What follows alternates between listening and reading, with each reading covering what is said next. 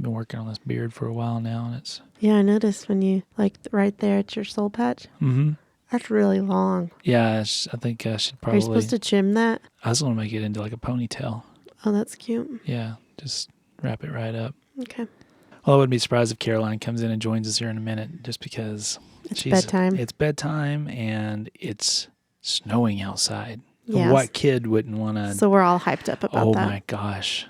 You think she'd had a cup of coffee the way she's bouncing around. Yeah, right. Like a squirrel on acid. She keeps going to the door and looking outside or going to the window. Mom, can I go touch it? Every 5 seconds, it seems like. So it's like freezing in the house now because we having to keep open the doors. And it's not exactly warm in here to start with. True. So. But that's all right. Nothing a fluffy house coat and house shoes can't fix. I wish I had some house shoes right now. I am definitely jealous of your, what are those, loafers? Sure. Oh, they've got a back on them. That's pretty cool. I like those. It's like a cross between a moccasin and a loafer. Mm-hmm. They're Earth Spirit. Earth Spirit. Well, I couldn't even say, now I can't even say it because I'm trying to say it. Wow. I could never say moccasin when I was a kid. Like it was I would say mosassin. Mossican? And mossican. That's the two that I would say. And now I've messed myself up. I want to continually call it. Well, when I was younger and learning to read, I was reading these one books, and they had mentioned, it was an old-timey book, and they had mentioned that someone had stole the liqueur off the train. Me and my friend kept talking about, what's liqueur? Like, because we were reading the same books at the same time. We kept talking. Well, her mom's an English teacher, and she overheard us, and she, like, dies cackling, laughing. And she's like, it's no liqueur, it's liquor. We sounded it out phonetically. You did. Liqueur. So, I did the same thing with, I was telling the story that I read in a Wildfile magazine to my dad while we were duck hunting. Mm-hmm. And I guess the punchline of the story was talking about a punny duck. And he said, "Oh, what?" I said, "Yeah, it was. They shot it, and turns out it was just this punny duck." And he goes, "You mean puny?" But I do, even as an adult, I do that. Like I'll read stuff, and it'll lock in my head that that's the way it sounds out. Like right now, there's this microphone thing over here, and it's called Focusrite. And in my head, I had read it weird, and I was calling it Focurite. And I said that to my brother Kyle, who's also an audio guy, and he just bust out laughing. I was like, "What?" Because I just randomly locked this word in, like I just popped it, rock and roll. Don't have time to really mess with this, right? And here we are. So kind of like Prado versus Prado. Mm-hmm. We've been corrected. We got a lot of flack on that one, huh? I've heard it both ways. But apparently to the Australians, it's Prado, which even if they were saying Prado, would probably sound like Prado. So there you go. So how do they say that expensive designer Prada? Prada? I don't know. Probably the same way. Prada, mate. Well, it's pronounced Prada. Okay. Prado. It's Prado. There we go. Okay. All right. So now that we've got that squared away, the beauty of it is we got a lot of comments. And if you are a YouTuber, you want to get as many comments as you can because it boosts to any algorithm. That's why I'm always like, hey guys, leave a comment or hit that like button. Mm-hmm. And occasionally, this is a little secret for you podcast listeners, I'll intentionally do something wrong. Because I know the grammar Nazis are out there, and the fact checkers are out there, and the armchair experts are out there. So if I just can drop one little thing, and it's guaranteed to get me a dozen comments just on that one little thing. So if you ever start YouTube and just drop one of those in there, it's interesting to see people get involved. Yeah. Not a bad idea, huh? It works for me. So 3 to 8 inches are predicted tonight. I know, that's unreal. I'm talking about the snow. Oh, wow. I thought I should clarify that. Should I clarify that? Well, you just did, so it's fine. Okay. Do I need to cut that out? I mean... That's what she said moment, though. You know something I just realized? Like these little soul patch hairs, they're perfect for letting me... Know how close you are? Know how close I am to the mic. It's a mic gauge. Wow. A micrometer.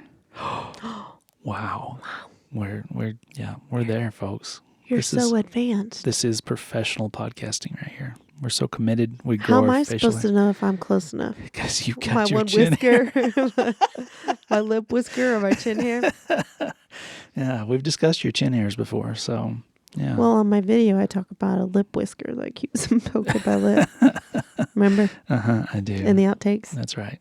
So 3 to 8 inches of snow predicted tonight. I'm so freaking excited. Well, let's back up. 2 weeks ago, they were predicting snow. Right. On a Wednesday. Yeah. We all wake up Wednesday morning Right. and it's like sunny and there's not a stitch on the ground. Like bluebirds are singing. I mean, I don't even think it like rained.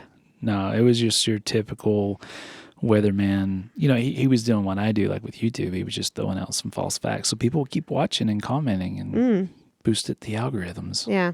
Yeah. But weatherman wasn't lying this time. No, it's coming down out there, and it's supposed to get even crazier about 11 o'clock tonight. Mm-hmm. So, yeah. Pretty exciting. So excited to get out and play in it. Sorry, I had to burp. You had to burp? Yeah. Are you better now? Yep. Okay, we can continue. Okay. All right. Snow stories. Best snow story. Go. So, we, where we lived growing up, we grew up on 10 acres, and we had a pond, but it was literally down in this little valley because our property was pretty sloping. We had found these old wooden skis in the back barn. The steepest hill slopes down to the pond, and you just knew that you would hopefully stop before you got to the pond, and or you would just bail. So we had gotten our sleds, trash can lids, you know, the classic, find what you can find that's flat and you can slide down. Well, we went and got these skis, and they weighed a ton, and we proceeded to all take turns. Like, this is like my 3 siblings, cousins are all there, like one big happy family session, right? No grown-ups, no of parents. Course, no. We, no this was the day and age where like parents did not go out and play with their kids. Right. You came back on the stretcher if you came back at all. Yeah. Right. And that was usually because like your cousin or your brother was carrying you back. Mm-hmm. You didn't go get mom. You brought the ailed person to mom. Sure. So everyone had taken turns, and so we were packing down the snow pretty good, because that starts to happen. Mm-hmm. And my turn. So I wanted to try the skis. And so we had decided that we were all going to try and snowboard on the skis, right? So one person at a time. Uh-huh. So I was like, all right, it's my turn. I'm going to try and snowboard on the skis. So I somehow position my foot into it and start heading down there, basically squatting the whole way. I'm not standing up. I don't look cool. And so I start going down, realizing I'm going pretty fast. And everyone's like, yeah, go. Well, my foot gets stuck in where only one foot is supposed to go for skiing, you know? Uh-huh. And I didn't make it. And so went right into the pond. Oh gosh. And luckily it wasn't like, it was pretty frozen. Uh-huh. So like I just kind of like stopped and like cracked into it, you know? Yeah. But yeah, I had to go and change my pants and my shoes. So. For multiple reasons. Mm-hmm. I mean, I remember the classic, like, mom saved bread bags in the wintertime so that we could put them over our socks and then into our boots so that when we went out to play in the snow, your socks didn't get wet. Right. Did your mom do that? We would usually have snow boots if they fit. Usually you'd have them for like 3 years, and that third year you were just pounding your feet into them to get them on. But we had snow boots. Well, we had time like to time. muck boots or rubber boots, but yeah. Your snow still got down in there. Right. But if you were visiting like a friend's house and it snowed, all the bread bags came out. Oh, yeah. Yeah. Rubber bands. All that stuff. Yeah. Yeah. Whatever it took. Mm-hmm. Well, my story is again related to sledding, but we actually had a sled for this. And we lived just on the outskirts of this massive farm, and they had these huge fields with these huge rolling hills. So me and my sister, she was about 3 years younger than me, and we went out there during the blizzard of 93. And if anybody remembers the blizzard of 93, it was insane. Like, we were going through like 5-6 foot snow drifts, trying to get our way out there into this field. And it was a few days after it, everything kind of melted a little bit. Right. So there's a bit of a crust, and we could get over some of it. And we worked our way up this hill. It literally it would take us about 15 minutes to hike up this hill in this deep snow, and then we'd get in and we'd sled down. Of course, it takes several times to compress that much snow to get you a little bit of a run going.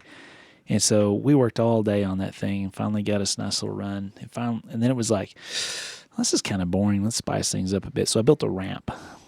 Out of snow? Out of snow. Okay. Yeah, so I spent another hour just building this 4 foot tall, 5 foot tall ramp. Mm-hmm. And so we work our way back up to the top of the hill, and she's riding with me. So I get in, and she sits in my lap, and I'm probably about, 10, and she's about 7, something like that. And we take off down this hill. When I say a big hill, I'm saying that we're talking a length of about a quarter to a half mile. I mean, it was just ridiculous at about a 45-degree angle coming off this thing. And we're picking up some serious speed. And I overcalculated just how much speed we could pick up at this point. And we hit this ramp, and it wasn't a gentle slope. I hadn't really, been to engineering school or anything. And basically it launched us, mostly launching her straight forward out of my lap. Oh. And she lands face first in the snow. And then I land on top of her with the sled. Oh. Drive her face in the snow. Was this like a plastic sled, or was it like one of those Blade Runner sleds? Oh, no, it was a plastic sled. Okay. It was a plastic sled. And just pile drived her into the snow, and then just kept on sliding down. Oh. Oh, she was so mad. So technically, actually, I just did some math for you. Okay. Some fast math. Oh. So Blizzard of 93, you were actually 12 or 13. Maybe I was. Okay. Yeah. That would account for the extra weight then. Ouch. Man, it was crazy. We had some fun times during the blizzard. Have you ever had a Blade Runner sled? A toboggan? No. Isn't that what they call a toboggan? Is when it has runners? No, ours was like a classic. It had the boards, and then it had the iron blades on it, and it said in red writing Blade Runner. Okay. But we had to ask permission for that one because it would tear up the fields. Oh boy. Yeah, you don't want to tear up the fields. It's funny how dads get particular about that sometimes. Kind of like when you drove the GX through my dad's fields recently. Oh, did he say something? No, he didn't, but No. I know he probably saw the video. Yeah. We stayed on the perimeter. we stayed on the perimeter. That's always important. Mm-hmm. Oh, geez. Well, I'll tell you what we need to do. It's quite chilly tonight, and it's time to stoke up this campfire. So, let me grab a few logs here. I already have some coals going, so let's just get this there we go. Right like that. Oh, that's much better. Got some good oak tonight, too. It's really dry. Smells so good. Oh, man.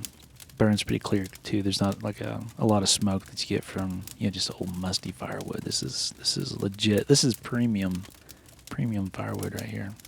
You're really feeding into the bit, huh?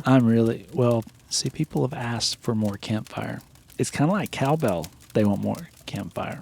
Okay. So we're going to extend the campfire sound just a little bit longer so you may enjoy the experience just slightly more.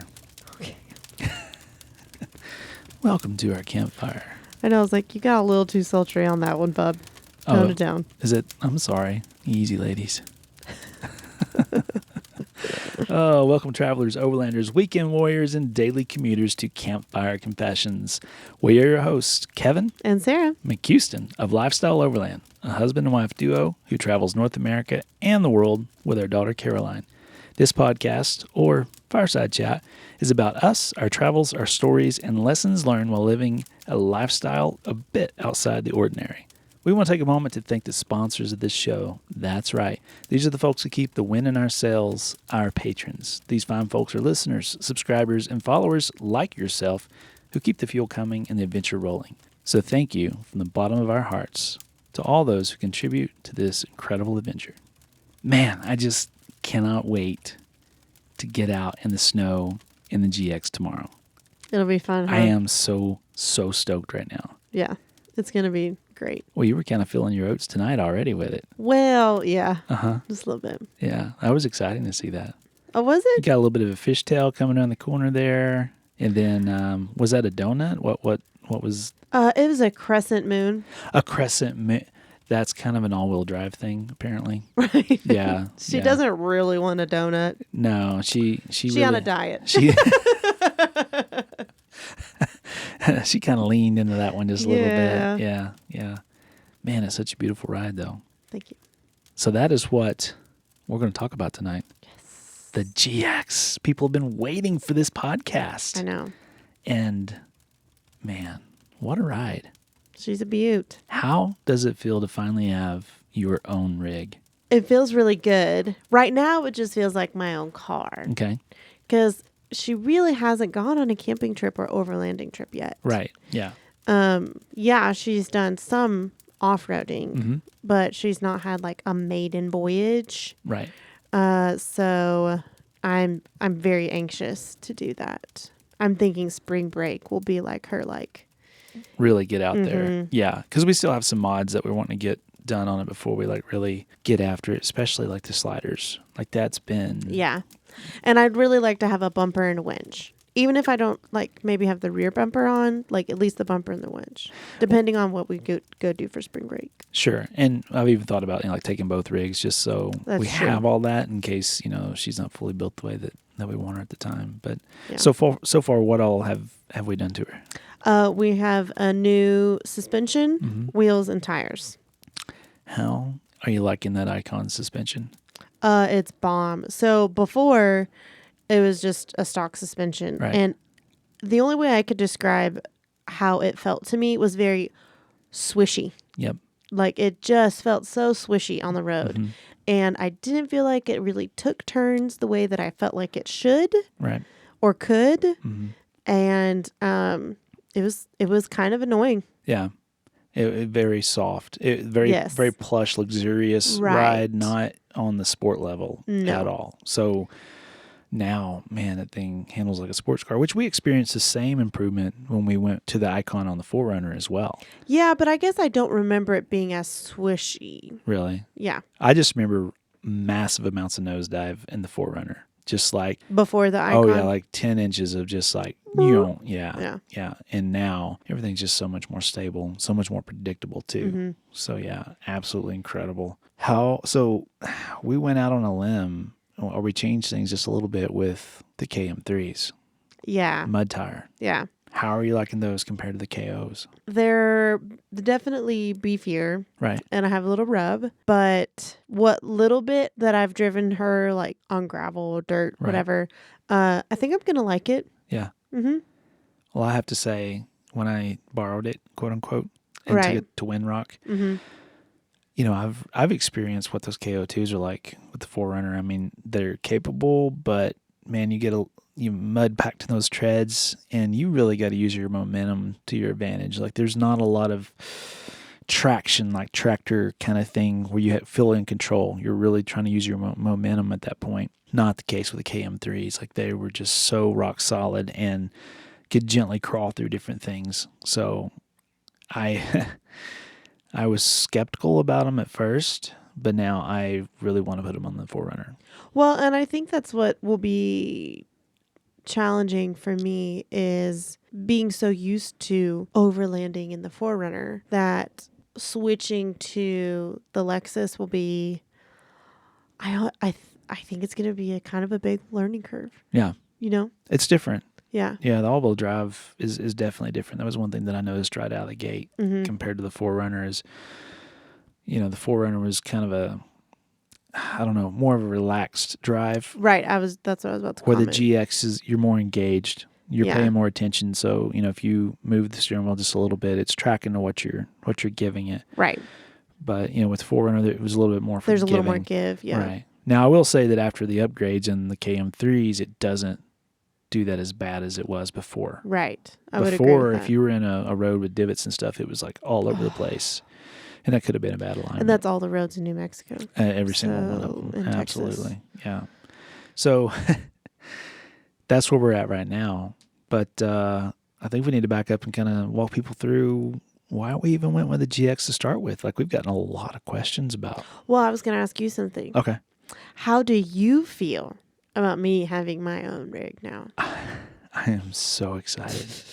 Like, I am I'm so excited. You're excited. Oh my goodness. Just seeing you drive that thing and working through the improvements. And, when we get out there and installed the suspension, like you jumped in. I did. You were fully I committed. read the directions. You were I helped after it. unbox. And so that was so exciting for me to see you involved with another level of what we do. And yeah, I'm fired up. So fired up. So I'm excited about this podcast. Just can't wait to go through it. I know, I can tell. It's like you don't know where to start. I don't. I could, and this might be a long one, so I apologize to everyone, but it is what it is, because it's probably one of the biggest things that we've done since we went full time, really. Yeah. Other than another piece of the story that we're going to share in a minute. Right. So, good news. You might not know this. What? We're rich. We are filthy, stinking rich. Wow. You know how I know? How'd you know? Because we have a Lexus. Ding, ding, ding, ding. That's it. You know how I can tell when someone's loaded? Is they buy a Lexus. They buy a Lexus. Yeah. Because Lexus are expensive. And it doesn't matter if you tell them that it's used. Does not matter. It's a Lexus. You're rich. Mm-hmm. Yeah.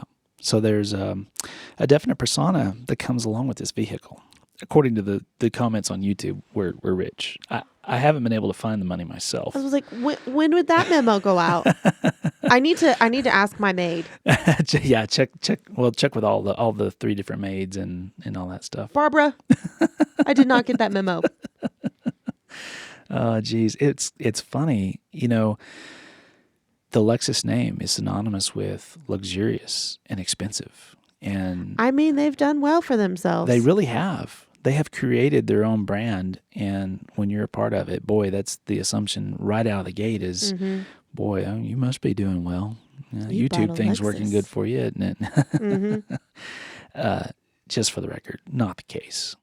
Well, and to be honest, when we've gone to expos and other things before we bought the Lexus, and I saw somebody with a Lexus or a Land Cruiser, and it had True. wheels, bumpers, all that. I was like, ooh, they rich. Of course they got the money to put into that.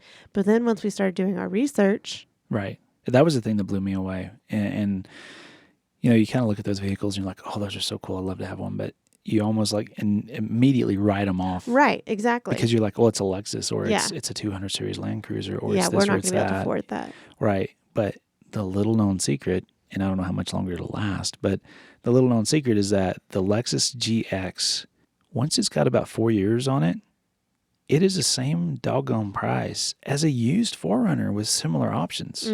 Sometimes even less. I've had people message me and be like, dude, I just found a 2014 at 40,000 miles on it, and I got it for like $22,000. Right.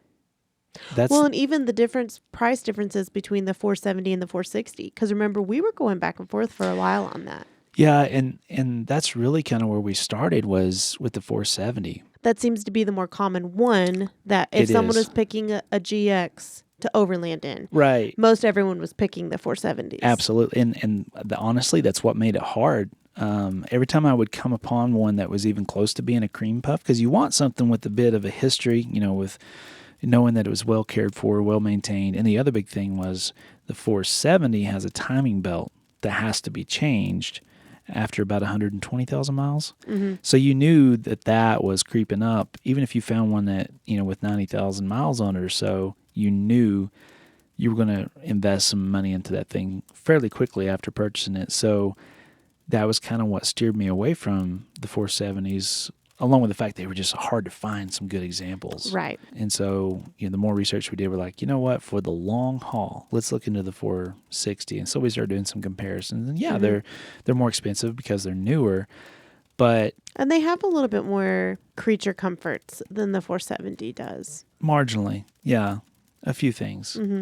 But yeah, the thing was we knew with the 460 that it does not have that same issue with the timing belt. We knew we could get in it and go 200,000 miles. Right. And so that was kind of what put us in the 460 boat right out of the bat, was the fact that we weren't going to have to change the timing belt. And so, we searched we started looking 3 years ago. Yeah. Or 4 years ago. We were looking at selling our truck at the time and getting the 470 at the time, just to have more power to tow the trailer with. And yeah, it just never really connected for us. And you know, Right. that's water in the bridge, but it's always been on our radar. And so when we got to a position where we needed another rig or we needed another vehicle, that was top of the list right out of the get go. So once we got on the 460 train, I think the one thing that like finally nailed it down was that 4.6 V8, putting out 301 horsepower, 329 foot-pounds of torque, decent jump over the 4Runner, and more so than that, it came with a 6-speed transmission, whereas the 4Runner was running that 5-speed transmission, and it has 3.9 or 390 gearing. So right out of the box, it's a freaking tow machine. Right. You know, 6,500 pound tow rating on that guy, which is a fast jump from the 4Runner. So you add all those things up, and it was, you know, if you're looking for the absolute most horsepower and towing capacity in a vehicle of that footprint, of that small 4Runner Prado footprint, it packs a punch. Yeah, for sure. It packs a real punch. And when you finally get in it and drive it, you're like, oh my gosh. Yeah. Because after we got back from Tennessee, I hopped in the 4Runner I know. with a trailer behind it like the next day, and I thought something was wrong with the 4Runner. I know. It's like, get up and go, man. Now, I'll be honest, like I've been an advocate for the 4Runner, and I still am an advocate for the 4Runner. Oh, absolutely. I have no complaints about the 4Runner. No. But we all want more power. Like I'd love to have more power in the 460. Like if someone made a supercharger for the 460, I'd be like, that would be kind of fun. Save our money. Other than the fact that it would probably degrade your reliability some, but yeah, we all want more power. So it was a perfect fit in my opinion. You know, at the Turtleback event that we went to just recently, I actually had a couple guys ask me, I'm sure jokingly, so how does Kevin feel about your vehicle having more power than his? Oh boy. I'm all about it. And I was like, well, we basically vehicle share, so it's fine. Oh, no, I'm fine with that. It's not a competition. Right. And, you know, we're a team in all this. Exactly. I'm excited that one is specifically yours, but yeah, it's not a competition at all. No. I don't feel slighted in the least. Good. I love watching you pass me in that thing doing 90. That's sexy right there, man. Then I call you, slow down. Pretty much. Flash your lights, honk the horn. That's right. Yeah. So before we go any further, let's back up and talk a little bit about why we even ended up buying a rig. Because there's some people that are like, no, wait a minute. What about all this other drama that's been going on, and why did you end up with another vehicle and stuff like that? So for those of you who don't know, when we sold out everything and started traveling full time, we sold our truck and we sold our fifth wheel camper, and that left us with only the 4Runner and our Land Cruiser, which has been in storage. Right. And so it's a long-term build. It's drivable, but not on a daily driver basis. Right. And so when we came back from our trip, we were looking at buying an RV so that we could utilize that as a kind of a mobile base camp, something that we could live in and edit out of and range out for a couple weeks and come back for a few days and process and continue on with our travels with having some semblance of home, something familiar that we could always come back to without, you know, renting Airbnb or something like that. Or hotels or family or friends. Right. And if you follow us, you know that whole deal just absolutely blew up in our face. Currently in a lawsuit for that. No change. It's just a slow, drawn-out legal process. Well, from that, when that all went down, I went to work in New Mexico. I went back to work in New Mexico as a contractor at my old facility with the whole intent of working my patootie off for as long as necessary to save up enough to pay the lawyer for a worst case duration. Right. And to pay the payments on the RV until that plays out. And so that's exactly what we did. But the problem was when we got here, Sarah was stuck at home. How was that? It was terrible. I'll be totally honest. Monday through Friday. Yeah. And you were usually there from what, 5 to 5? Yeah, sometimes. Yeah.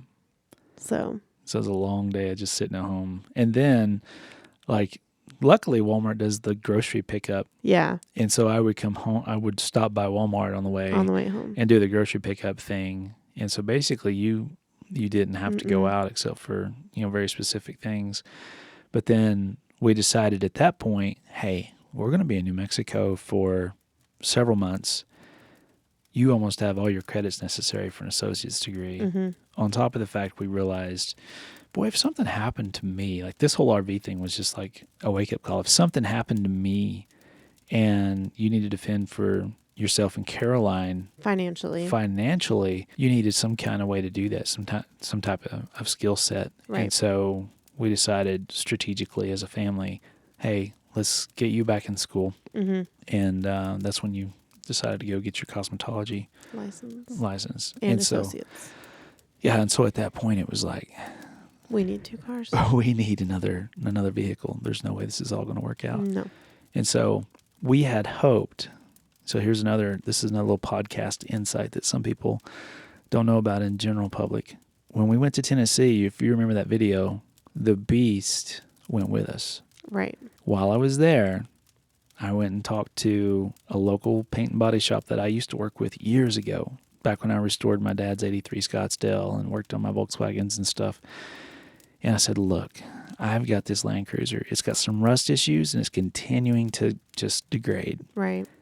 What will you charge me to just go in there, cut out the cancer, patch the panels, and give me a basic, just put some paint back on it so that I know this investment, this long-term build that we've got is going to not degrade any further. Right. And he quoted me a price that made my jaw drop. And I mean, it was inexpensive. Right. And I said, well, if that's your price, what's your schedule? And he said, well, when are you leaving? I said, well, I don't know, but I need this thing back pretty quick. So we agreed on 30 days. 362 days later, I get the phone call that this thing's ready to come pick up. So what that equates to is I had hoped to get a phone call that said, hey, your Land Cruiser is painted, come and get it. Then I would not have to have bought another vehicle. I could drive that sucker to work, no AC, whatever it took. We were in survival mode, ready to do it. And it was never ready. And so finally after, about 3 months of doing this whole single vehicle thing for a while, it was time to move on. It was time to get something. And at the same time, we knew that the 4Runner was getting a lot of age on it. So we were at 140,000 back then. And, we're looking to the future going, hey, we're doing this travel thing. We absolutely love it. We need a vehicle that's going to carry us into the next 5 years, into the next 10 years. And so having something that had better towing capacity was going to help us out in the long run. And so that's why we went down this road of even investigating whether or not we should get, a GX. And then we started looking at prices. And we're like, oh, okay, well, that's not as bad. The 4Runners paid off. Right. The Turtlebacks paid off. Yep. The only thing that we were in debt for was the stinking RV. And so, we get a lot of questions about, hey, how can you afford to do this or that? Rule number 1, have as little debt, if not zero debt, if possible. Live within your means. Live below your means. If you want to truly travel and adventure, live way below them. We lived in a fifth wheel camper for 3 years on a guy's ranch, and he didn't charge us rent. We just shared the electrical because, we were just sitting in a spot on his ranch, and we packed it away so that we could get ourselves into a position to do that. I'll probably do an entire podcast one day just talking about how we got into a position financially, how we developed all these little tiny income streams, like all these little things that we do outside of the YouTube channel itself that kind of feed into this. And we'll talk about that in more detail. But when you don't have a lot of bills, you can do a lot of things. And so when it was time to buy another vehicle, it wasn't like this, oh my gosh, just this heavy thing on our shoulders. We could afford it. Right. And so we did it. And we knew that it was an investment for the future. Not just only for the future. It was an investment for the channel because, hey, when we started this YouTube channel, the 4Runner was basically built. Yeah.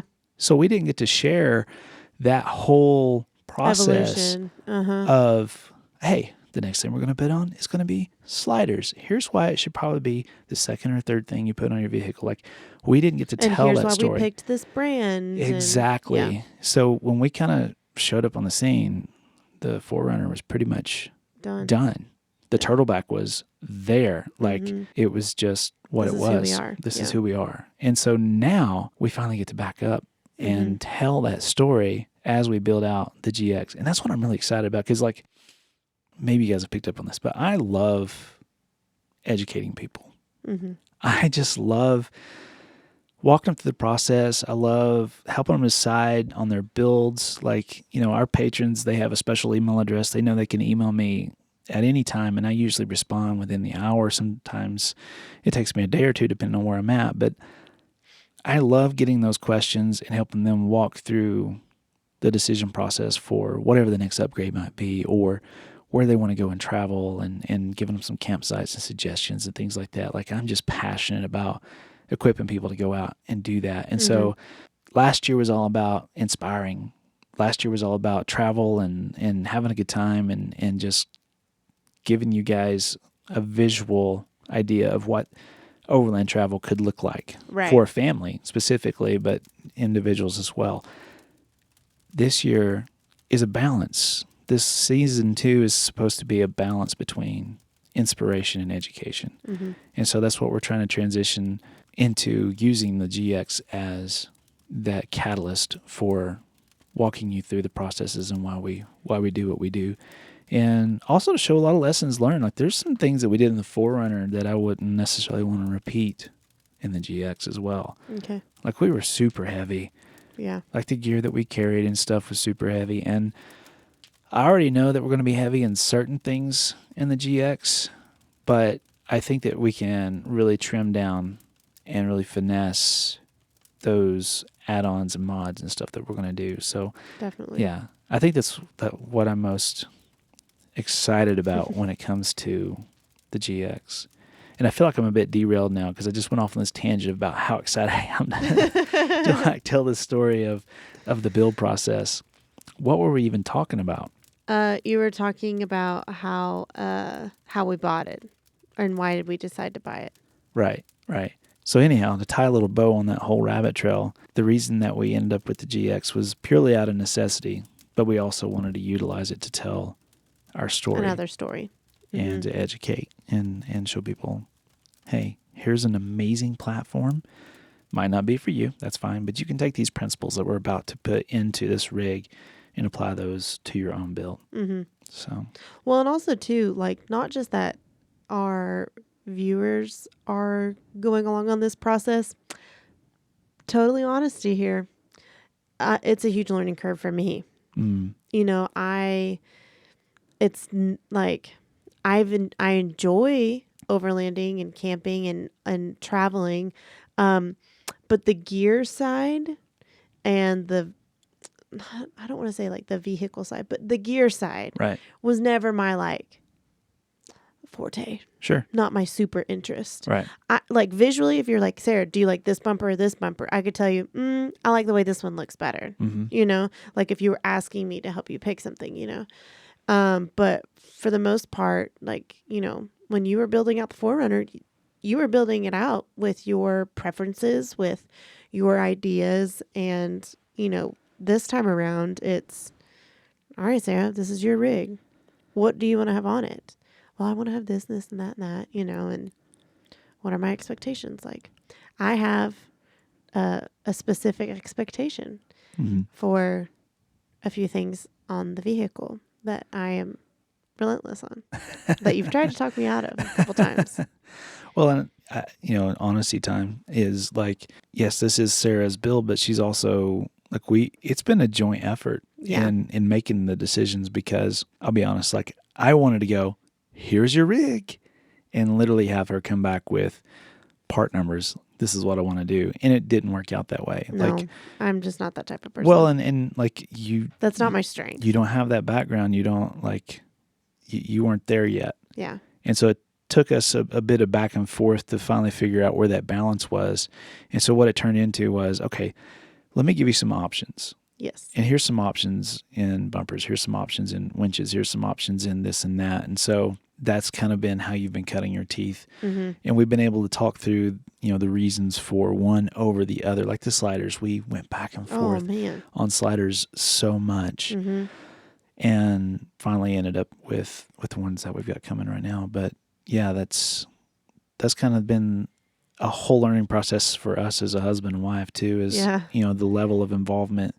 And the communication that it takes to help each other understand. Sure. So yeah, anyhow, I think that we just found a really good balance when it came to working together to figure out the next mod. Yeah, definitely. Yeah. And so I think as of today, literally as of today, we've got probably the next stage figured out, and it's going to be on its way here in the next few weeks. Mm-hmm. So, all right, so let's talk a little bit about the specifics of what's next. Mm-hmm. So we've already installed, like we said, the Icon Stage 4 suspension. Yep. We've installed the Fuel Nitro bronze wheels, which mm-hmm. are just gorgeous, Beautiful. by the way. What a just great so choice. good. Yeah. With And the KM3, 285/70 R17s, load range ease, just an absolute perfect combination with those wheels. Definitely. Just knocked it out of the park. I didn't expect them to look as good as I didn't either. And like when you told me you wanted the KM3s, I'm like, but do we? yeah. Oh yeah. Yeah. So it was time to say, all right, we're stepping up to the plate. Mm-hmm. We're not just going halvesies on the KO2s, right. Road.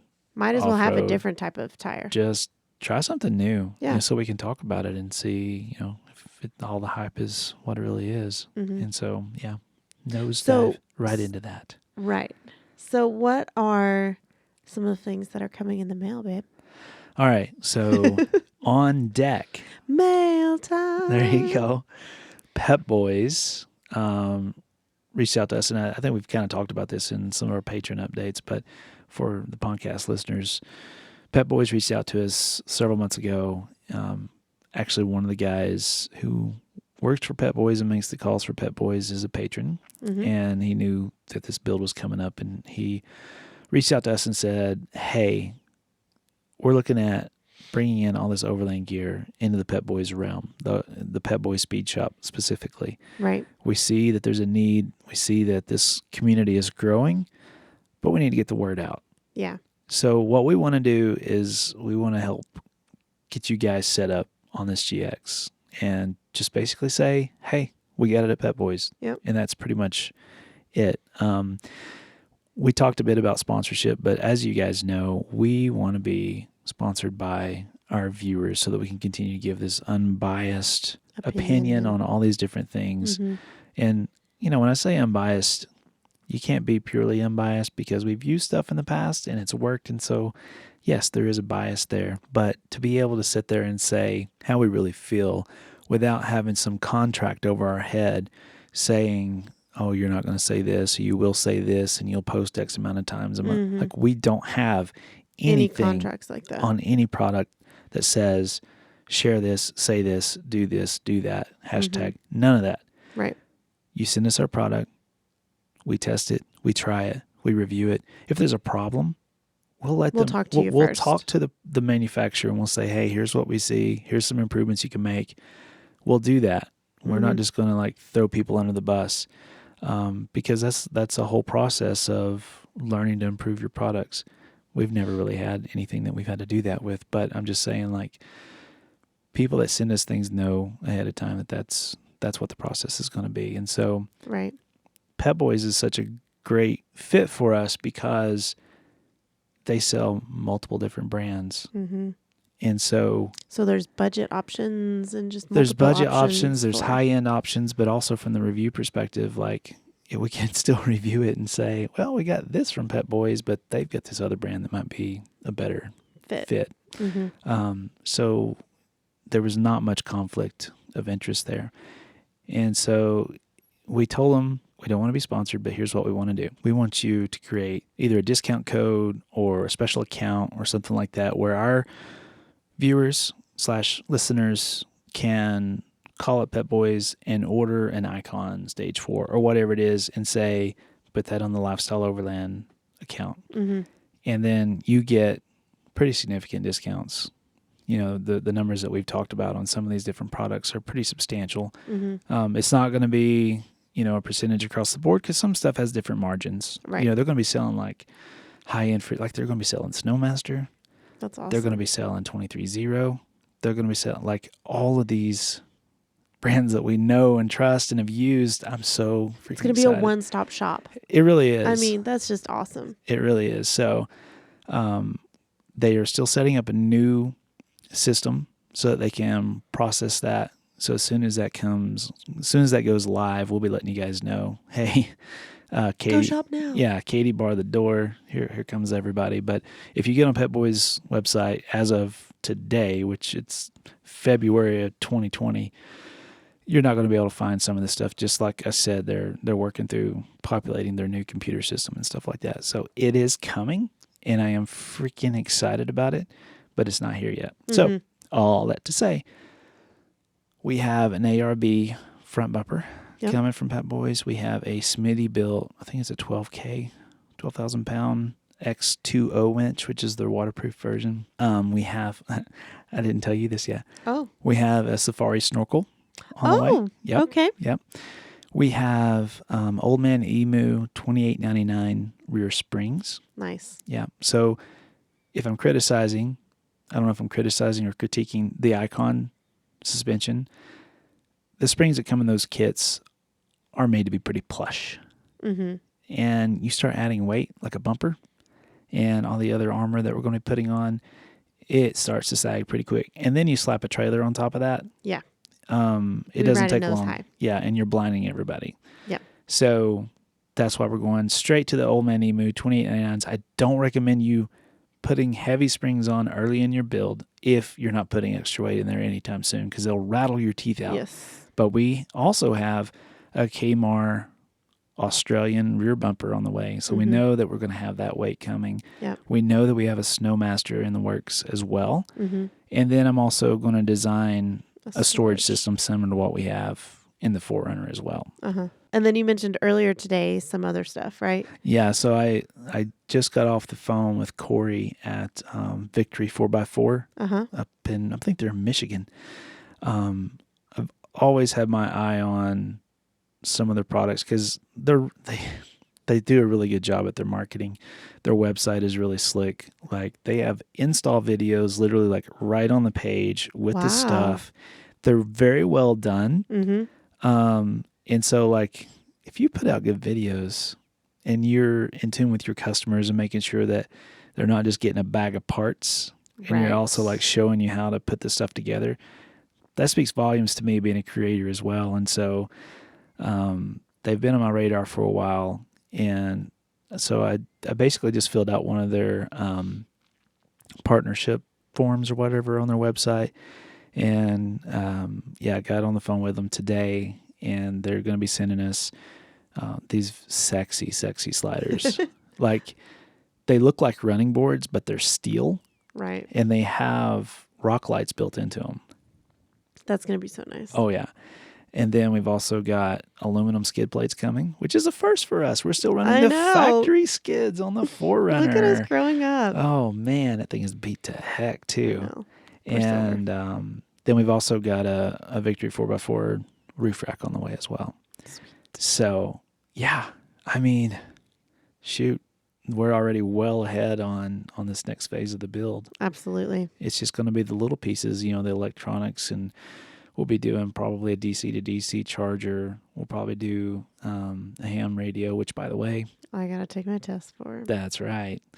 And, just kind of finessing. I will say, and this will probably just kind of segue us straight into our next little discussion here, is things that we dislike. Right. So with this runtime that we've had using the GX, we've obviously developed a few things that we wish were a bit different. Yes. No vehicle is perfect. No.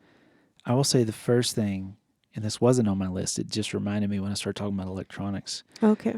There's only one 12-volt socket in the whole stupid thing. Yes. Come on, Lexus. Are you kidding me right now? So even the USB charger, though, doesn't even it like keeps your phone from dying. It's like a quarter amp. Yeah, but it doesn't charge. Right. Yeah, it's flat out ridiculous. Mm-hmm. That was a big oversight. Yes. By the Lexus team. So we'll be adding a lot of Qualcomm 3.0 speedy chargers in multiple locations. Good in thing there you're as an well. electrician. That is my background. That's right. So I'm going to be adding a lot of USB charge ports and a few 12-volt charge ports throughout the whole thing. Pretty doggone quick. Yeah, that would be nice. Yeah. I'd appreciate that. Yeah, because they suck. Yes. They absolutely suck. So Yes. what are some of your beefs? What are some of your complaints about it? Probably the very first thing that I noticed was I hate the backup camera. It's kind of ridiculous. I don't know if like it just the lens won't stay clean. Is maybe there's condensation in there. No, here's what it is. And I watched this happen the other night. There's, like you have your license plate. Uh-huh. There's lights that come on next to the camera when you put it in reverse. Not just your reverse lights, but like up in there. And because it's a white vehicle, it just radiates. Yeah. The white. Like people, we've even gone like into the system and like turned down the brightness because we're like, oh, well, maybe that's the problem. It still doesn't matter. Yeah. Yeah. Well, it's not going to matter when the Kmart bumper goes on because it's going to relocate it anyhow. It's going to relocate it. Oh, relocate it. Yeah. Okay. Just like you did on the 4Runner? Right. Okay. Right. All right. Well, so that problem's going to get fixed. That's right. My next beef is I'm so used to the 4Runner. And everything has a knob. Right. Or a button. It's all very manually changed. Right. And on the Lexus, there are a few buttons, but I would probably say 80% of it is digitally changed. And touchscreen changed. Yeah. Right. And so like there's a button for like climate. Okay. I want to see what the outside temperature is. I got to push climate, then look on the screen. Well, if I want to change like how fast the air is blowing on me, I got to push climate, then I got to push another button to get down to where I can go to the fan and turn it up or turn it down. If I want to do the rear for Caroline, I have to push a whole other button to go to a whole nother setting to control the rear. Right. Whereas in the 4Runner, if you don't want the fan blasting on you, you just gently reach over to the right and turn it down. Yeah, you don't even have to look. Yeah. And so like my biggest thing is I'm almost like, I feel like I almost have to pull over sometimes to adjust multiple things. And it's not very intuitive the way they've laid out the locations of all those controls here. Right. Like it's cumbersome. Now I will say, and I don't know if it's any better or not, but there's a company, it's like Phoenix Electronics or something like that, who makes a whole console replacement that turns it into this massive Android tablet. Like, like the Teslas have that big, massive tablet in there. Don't know if that would be a better solution, but it'd be fun to play with. Sure. Right now I'm going to say negatory, but. Well, and that's my biggest fear is like if you're in Death Valley and you're running an Android tablet controlling your AC and it craps out. Right. That's a bit scary. Yeah. But on the same token, you're running a Toyota touchscreen tablet. It could also crap out as well. So we'll have to do some more research on it. We'll do some more research on it. But yeah, the whole touchscreen navigation thing is just, it's really behind the times. It's really clunky. So that is one of the downsides. Mm-hmm. And I have to say, like, everyone loves those seats. Like, everyone I talk to is like, oh, yeah, you got some plush seats in there now. And how do you like that AC on your butt and all that kind of stuff? And I love cloth seats. I think cloth seats are, like, they're the best for, like, regulating your body temperature and your back sweat and your butt sweat and all that kind of stuff. And, their solution was to put perforated leather in there and make them heated and make them cooled. Meh. Yeah. Meh. Honestly, like, I only like the heating version. Yeah. The cooling, like, yeah, it's cool, but like in the summer, my legs were still sticking to the seats. Yeah. You know, like it didn't really make that much of a difference. Right. So people are like, oh, you bought that for the luxury. I'm like, I don't really care. Like, I prefer cloth seats. I prefer buttons. I prefer knobs. I bought this because I want the power. I want the 6-speed and all this other stuff. Not impressed by the luxury. I'm not. Is there anything about the luxury that just dazzles you? No, not dazzles me. Okay. I mean, I will say the nice thing with leather is with Caroline, Cleanup is easier. Right. That's true. That's So. very true.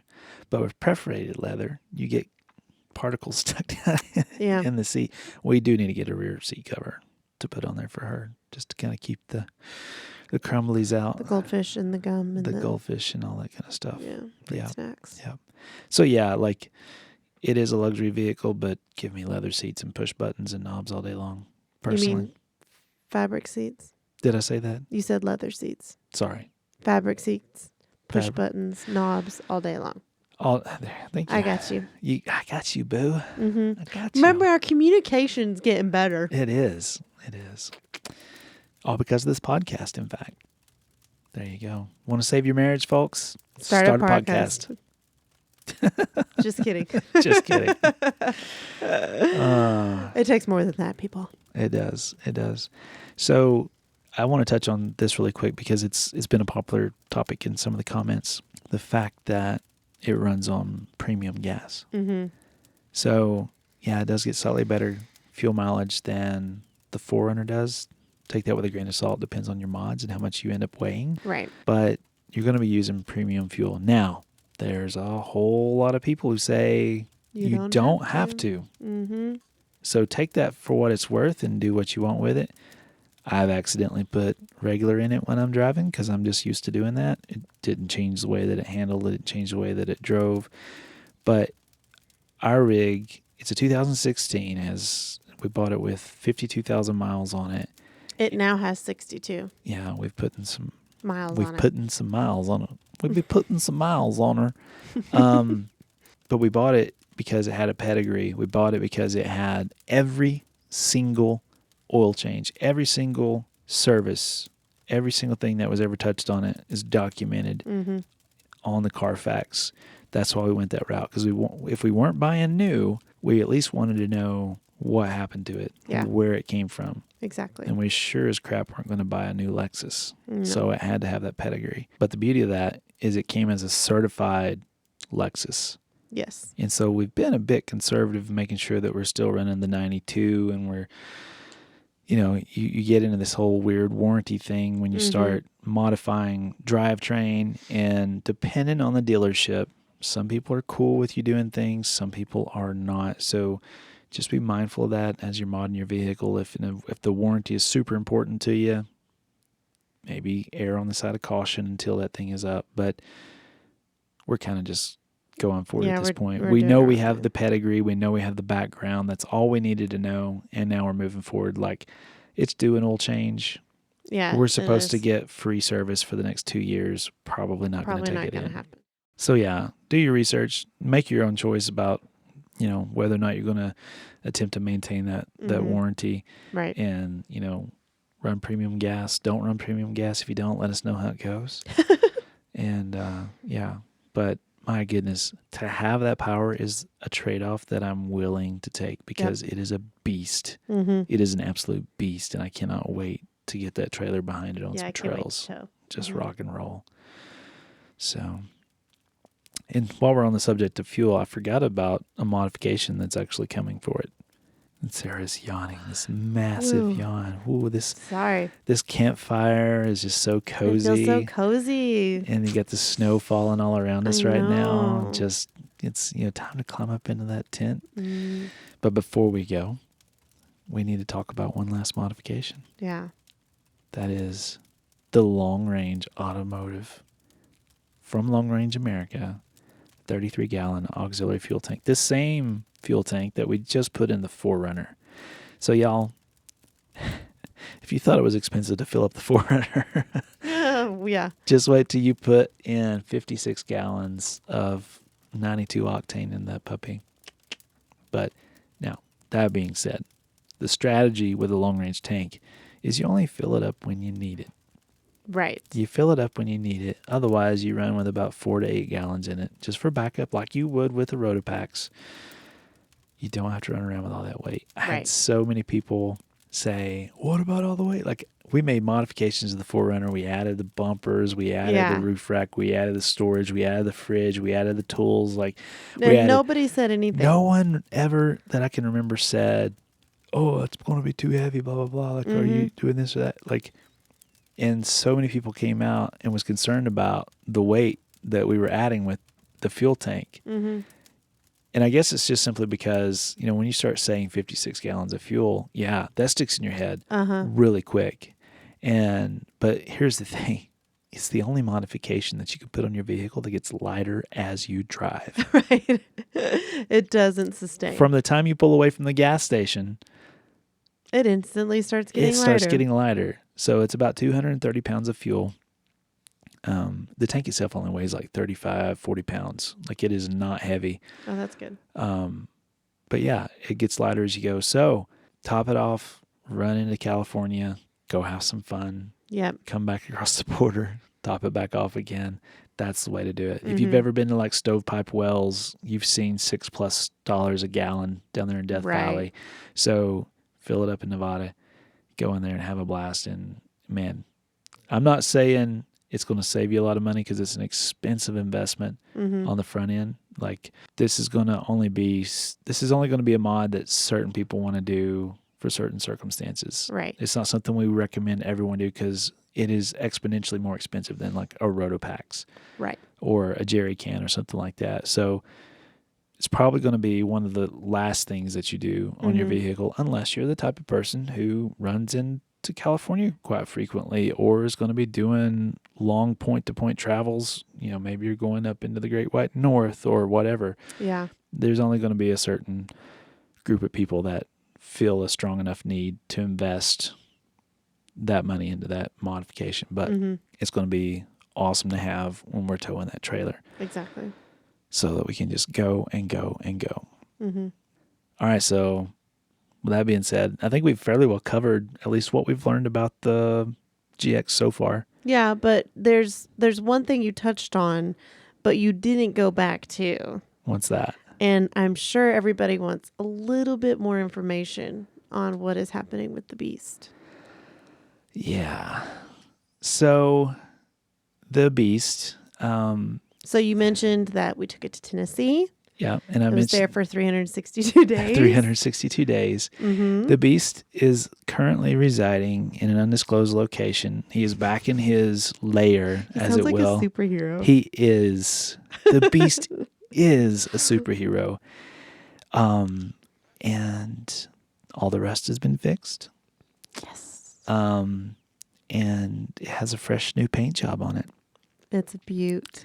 And the fiberglass roof has been fixed as well. That's a whole nother story for another time. Mm-hmm. And what I thought was just a budget tape and paint, quick and dirty paint job turned into something really good, amazing. So if you're a patron, and this is a absolute shameless plug, if you're a patron, there's going to be some pictures that are going to be showing up on the platform here in the near future to kind of give you some ideas of what's coming for probably 2021. Because our focus right now is the GX and the GX build. The Beast has always been a background thing. Right. It's we basically saved for 5 years for that paint job. Yeah. And like I said, it was inexpensive as all. It's stupid how cheap that paint job was. Yeah. And we know this is a long-term build. Right. Like, we're like, okay, we have the money saved up. Let's take care of that rust. He's going right back into storage. Exactly. So, I mean, it's kind of hard to do that because you want everybody to see it. When you freaking see this paint job, when you see the Beast revealed in all his glory in the coming years, it's gonna knock your socks off. Yeah. Like, there's a part of me that wants to take it to Expo West, even though it's a shell. Like, there's nothing inside of it. It's not like. But no, this is the GX's year. So let's not get carried away. Okay. This is the GX's year. Okay. But I think it's encouraging for people to know that not only do we have a new GX build in 2021, 2022. We have a family long-term vintage We have a build. long-term build that is going to kind of peek its head up ever so often until one day it's just going to just knock your socks off. Okay. I love it. I know you do. I just love it. I love it. I do too. So, yeah. So with that horrible tease, I know. That's that's so rude. That's terrible. But remember, the GX is a beauty of itself. Let's continue to focus on this beautiful build, Yes. and you'll just stay tuned, y'all. It's going to be great. We're not going anywhere. We're continuing on. And even the Forerunner. The Forerunner's continuing on. Oh, yeah. We're still doing some things to it. I would love for someone to volunteer to put a supercharger in it. Maybe a long travel. Who knows? Who knows? If someone just, calls us up and says, hey, guys, we really need someone to test the supercharger. Like, I can't think of anyone. Are you busy? I would definitely jump all over that. I know you would. But I can't pay for that. No. Sorry. It's okay. Not going to happen. Yeah. Because I bought a Lexus and now I am poor. Right. That's right. We lost all our money. Bye, Barbara. We can't afford you anymore. Jeez. Yeah, we had to lose the gardener and all that kind of stuff. Mm-hmm. So, all right. Well, with all that being said, I think that was a fun podcast. I do too. I enjoyed it. I did too. I am beyond excited for the GX and where we're going with this. I am beyond excited to see you involved in making the calls and what's coming. Mm-hmm. There's some surprises with the components that are on their way. That's right. They're actually going into powder coating first. Mm-hmm. So everyone can start imagining what might be happening there. So there's some surprises coming along with those components as well. So, yeah, I'm fired up. And it's snowing. I know. It's freaking snowing. Let me look outside. Just hang on, y'all. Let me look. Oh, yeah. Oh, yeah. And if you hear that rattling, that's the aluminum foil that I have over the window to try and control the temperature. Because this is not the most, it's not the most climate controlled double wide. We did not get the Arctic package on this rental. That's all right. I like to wear a lot of clothes anyway. Yeah, unfortunately. Guys, thank you so much for joining us. I hope you've enjoyed this. Is this our 4th podcast? It is. Oh my gosh. That's awesome. And I think it's only taken us like 3 months to put them all out. 1 month. We're getting better, people. Well, to be fair, you were sick True that. a couple times where we could have been making them, and her voice just was not there. No. So, Or in the energy. Yeah. So we're hoping to up the frequency of these puppies a little bit more. For sure. We have so much to talk about. Like our list of podcast ideas continues to grow. Yes. So there are so many ideas coming.